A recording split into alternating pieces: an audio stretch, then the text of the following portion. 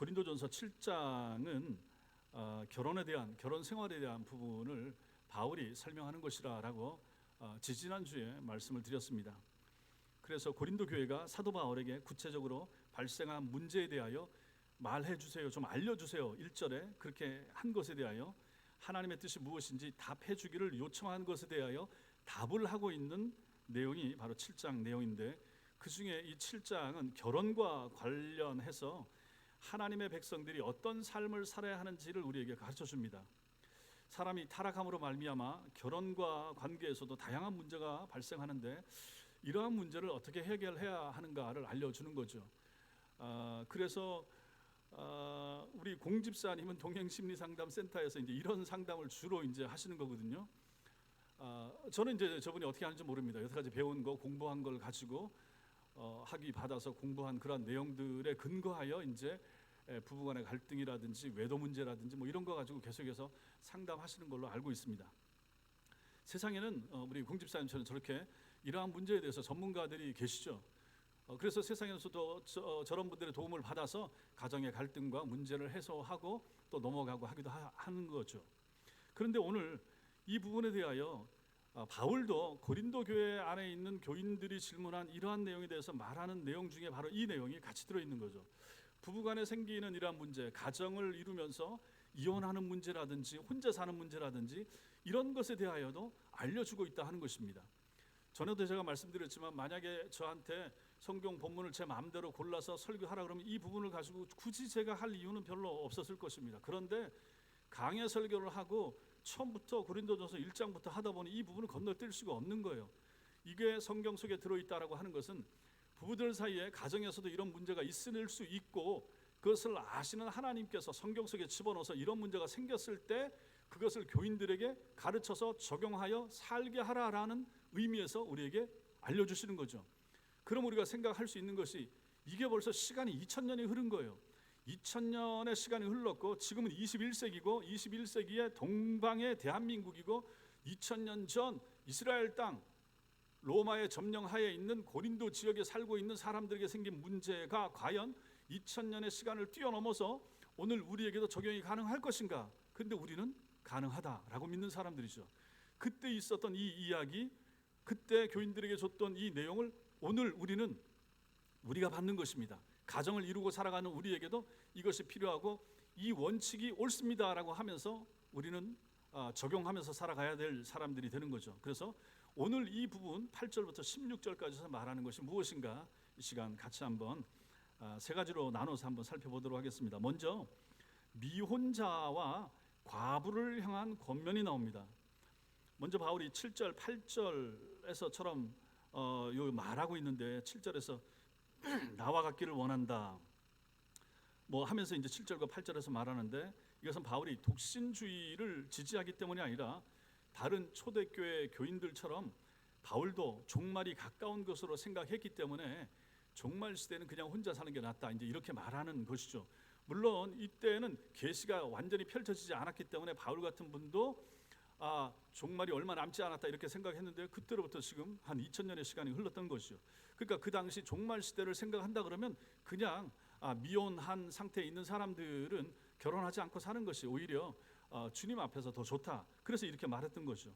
그리고 저 뒤에 26절 가보십시오. 26절 같이 읽겠습니다. 시작. 내 생각에는 이것이 좋으니 곧 임박한 환난으로 말미암아 사람이 그냥 지내는 것이 좋으니라.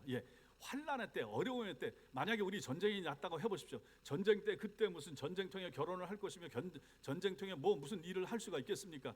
피난 가고 도망하고 가족들 챙기기 바쁜 때 하기 어렵다 하는 것입니다. 그런 걸 생각했을 때 주님이 오실 날이 얼마나 안 남았기 때문에 내가 굳이 결혼을 해서 뭐 아내를 기쁘게 할까 남편을 기쁘게 할까 이런 고민을 할 필요 없다라는 생각이 있어서 이렇게 썼던 것이죠. 그런데 이제 그 이후에 나타나는 내용이 이제 8절부터 나옵니다. 결혼하지 아니한 자들과 과부에게 이른다 이렇게 이제 말합니다. 이때 결혼하지 않은 사람들은 남자 미혼자들 혹은 부인을 잃은 남자들로서 재혼하지 않고 사는 사람들, 그래서 이제 부인 없이 혼자 된 사람들, 완전히 결혼하지 않은 상태의 미혼자들도 포함되지만 결혼했다가 상처하여 혼자 된 사람들, 이런 사람들을 가리키는 것으로 볼 수가 있습니다. 그리고 이것은 또 여기뿐만, 남자들뿐만 아닙니다. 여자들도 마찬가지죠. 여자들도 미혼 여성 그대로 적용이 가능합니다. 이런 사람들에게 주는 권면이 무엇인가? 나와 같이 그냥 지내는 것이 좋다. 바울이 이렇게 권면합니다. 바울은 지금 홀로 살고 있죠. 혼자죠. 그와 같이 결혼하지 아니한 상태로, 과부의 상태로 그냥 있는 것이 좋다, 이렇게 말합니다. 자, 그런데 그 조건이 있죠.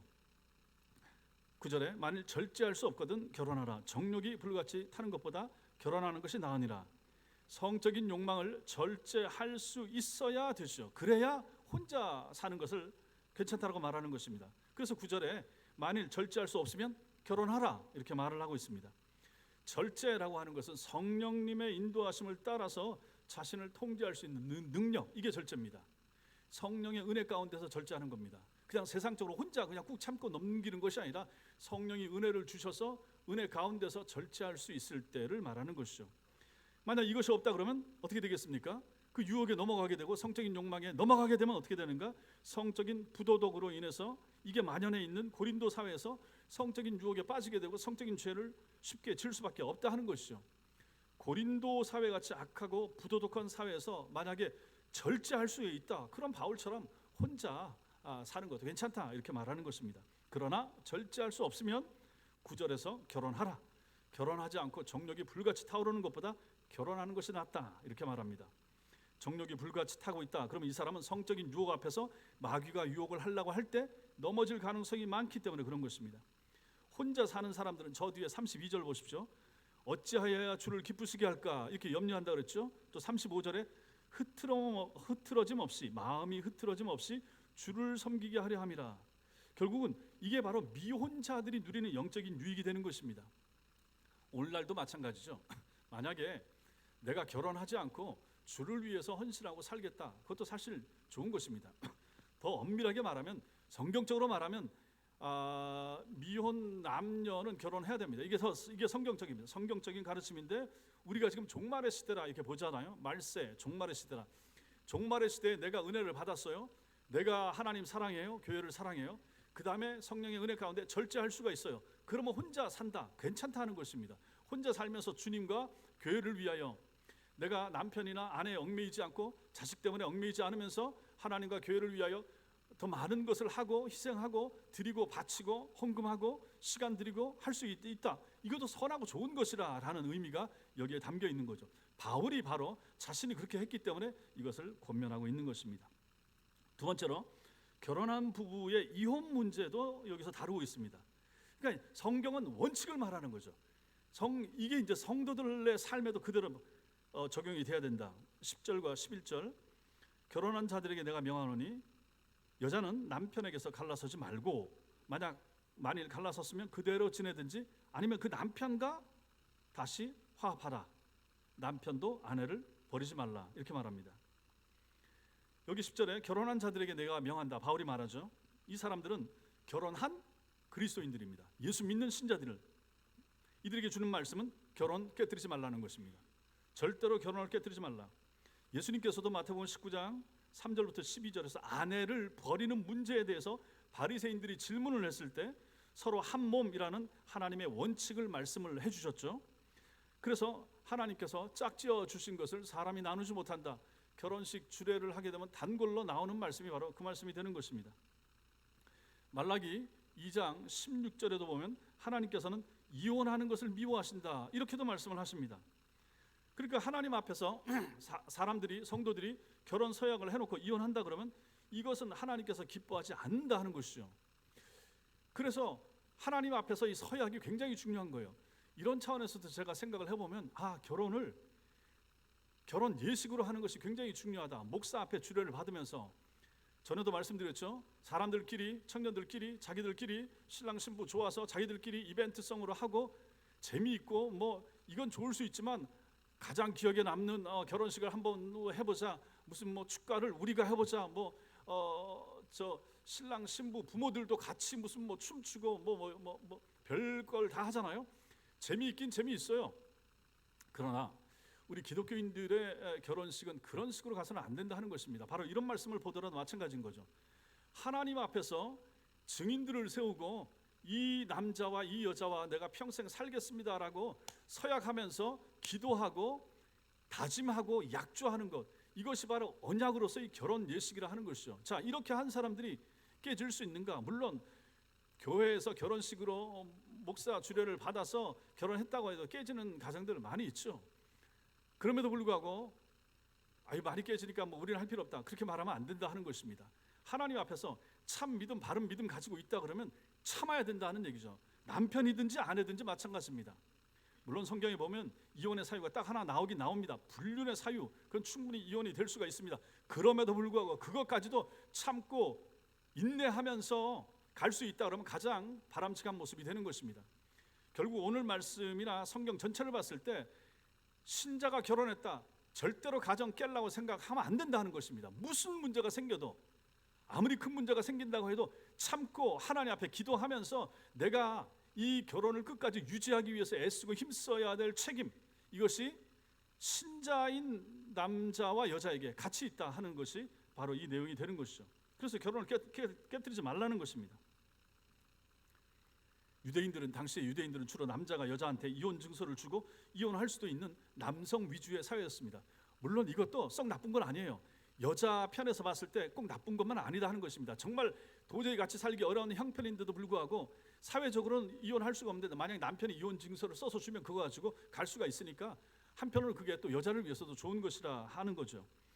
당시의 헬라 사회도 마찬가지입니다. 근데 헬라 사회는, 유대 사회는 남자들만 이혼을 할 수 있는 옵션이 있었는데 헬라 사회는 여자들도 이혼을 할 수 있는 이혼 제기를 할 수가 있었다고 합니다. 그리고 이혼이 법적으로 이미 2000년 전 헬라 그리스 시대에도 허용이 되고 있는 사회였습니다.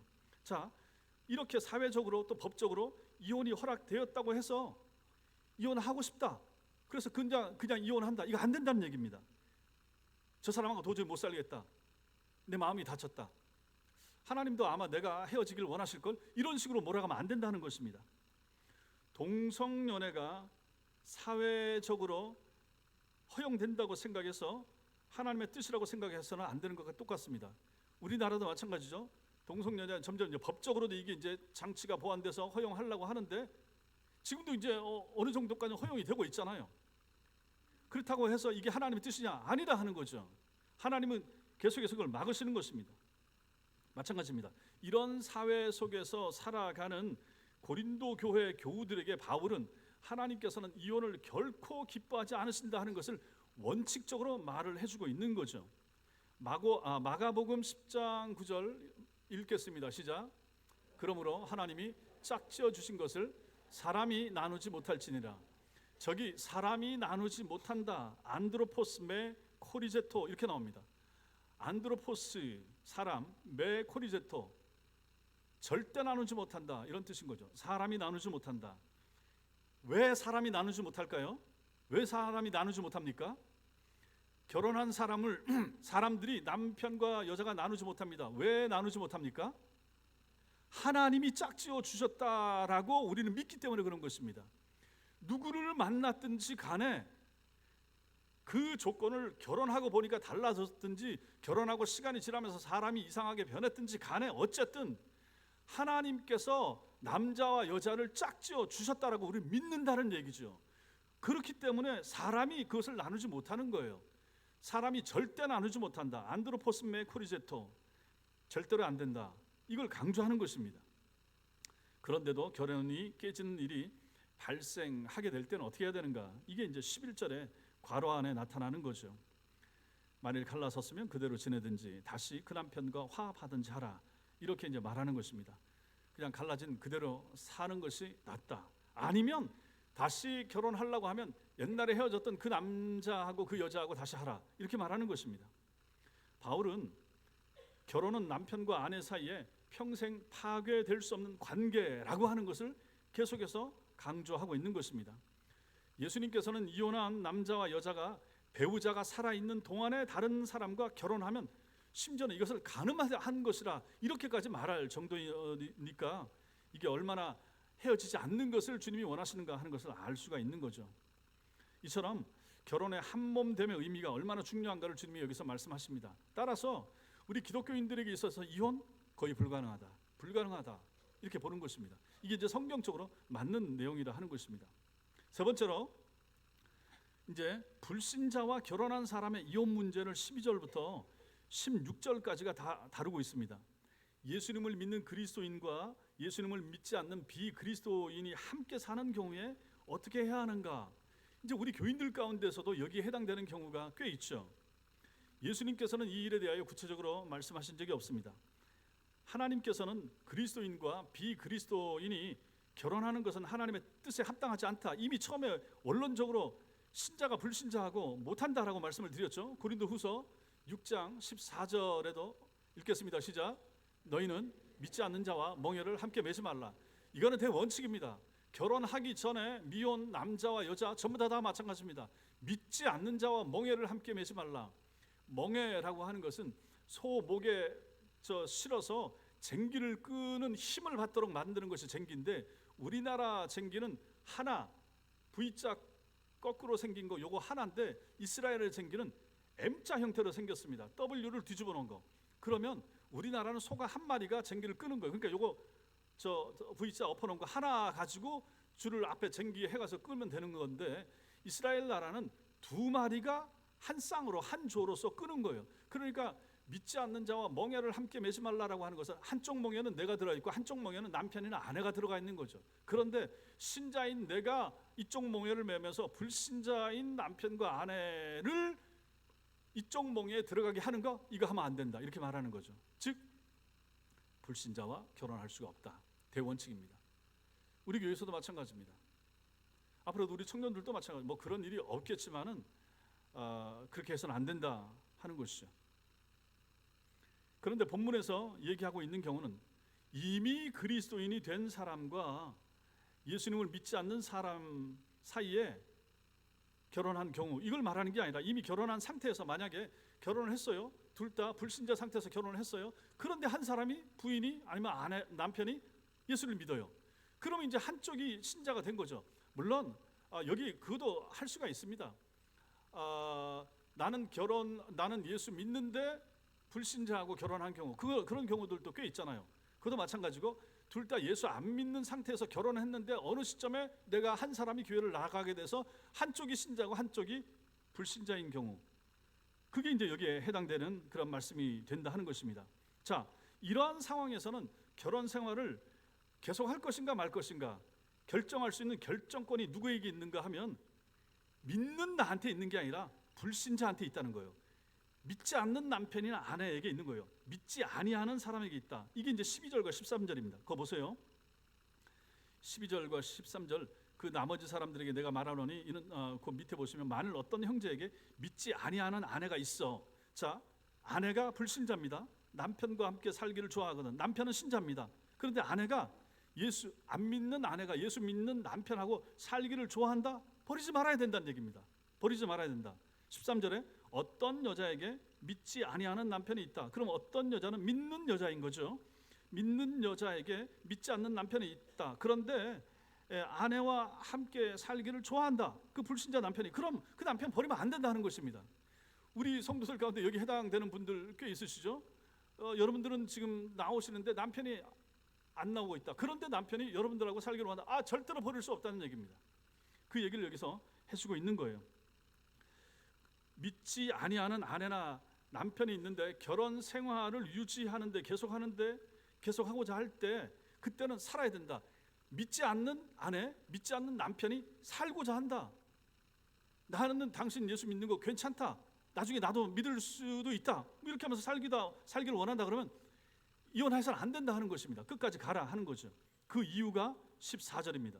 14절 같이 읽겠습니다. 시작. 믿지 아니하는 남편이 아내로 말미암아 거룩하게 되고 그렇지 않으면 너희 자녀도 깨끗하지 못하니라. 그러나 이제 거룩하니라. 자, 여기서 거룩하게 된다는 의미가 뭡니까? 거룩하게 된다는 의미가 뭡니까? 전적으로 불신 배우자가 예수 안 믿는 배우자가 예수 믿는 배우자로 인해서 구원 얻는다라는 말이 아니라, 불신 배우자가 믿는 배우자로 인해서 구원 얻을 가능성이 매우 크다, 이걸 말하는 거예요. 충분히 그럴 수 있잖아요. 여러분들도 그것 때문에 기도하면서 지금 신앙생활을 하잖아요. 믿지 않는 내 남편이 나로 말미암아 구원 얻을 수 있다, 그 가능성을 바라보고 우리가 이 결혼 생활을 유지해야 된다는 것입니다. 언제 하나님께서 그 마음을 움직여서 같이 신앙생활의 현장에 나오게 될지 모르지만 그때를 소망하면서 기다리면서 가야 되기 때문에 지금 이 남편이, 지금 이 아내가 마음에 안 들어도 버릴 수 없다 하는 것입니다. 예수 안 믿는 것 때문에, 나랑 같이 교회 안 나간다는 이유 때문에 이 남편하고 이 아내하고 헤어진다든지 버리거나 할 수는 없다. 그것 가지고는 이혼의 사유가 안 된다라고 말하는 거예요. 이런 대표적인 예가 구약 성경에 나옵니다. 혹시 누군지 아시겠습니까? 믿지 않는 사람이었는데 믿게 되는 경우, 믿지 않는 사람이 믿는 남편이나 아내 만나서 변화된 경우. 그렇죠. 누가 얘기했습니까? 룻입니다. 잘하셨습니다. 박순재 권사님이십니까? 예. 사위가 제일 좋아하시네. 룻입니다. 룻이 이방 여인이잖아요. 그런데 그 유대 남편이 모압 땅으로 가서, 이 사람들도 모자란 사람들이지, 나오미하고 나오미 남편하고 두 아들하고 흉년이 들었다고 해서 여기서 떠나가지고 이방 땅 모압 땅 가서 살다가 남편 죽고 아들 둘 죽고, 그런데 그 아들들이 거기 있을 때 결혼을 했단 말이에요. 그 땅에서 결혼했으니까 전부 다 이방 여인들을 만난 거죠. 모압 여인 룻 아닙니까? 그런데 그 둘째는 나중에 나는 다시 돌아갈란다, 너네 신 따르고 네 고향으로 가라 할 때 둘째는 갔지만은 룻은 나는 어머니 따라가겠습니다. 어머니의 하나님이 내 하나님이 되고 어머니의 백성이 내 백성이 되겠습니다 말을 했죠.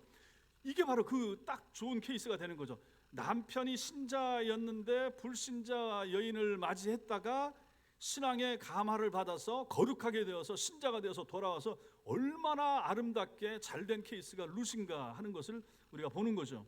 하나님의 선민 공동체에 가입되게 됐죠. 나중에 보아스와 결혼하게 돼가지고 다윗과 예수 그리스도의 조상까지 된 사람, 그 사람이 바로 이방 여인 룻이었다 하는 것입니다. 그래서 문제는 믿지 아니하는 자가, 15절에 보시면 혹 믿지 아니하는 자가 갈리거든 갈리게 하라 이렇게 말합니다. 갈리거든은 갈라서려고 한다면 그런 뜻입니다. 갈라서려고 한다면, 즉 이혼하고자 한다면 어떻게 하는가? 믿지 않는 자가 갈라설 마음이 있다, 이혼하려고 한다. 그럼 그때는 갈라서게 하라 하는 것이죠. 그때는 갈라서게 하라. 이런 경우에는 그런 일에 구애될 것이 없다.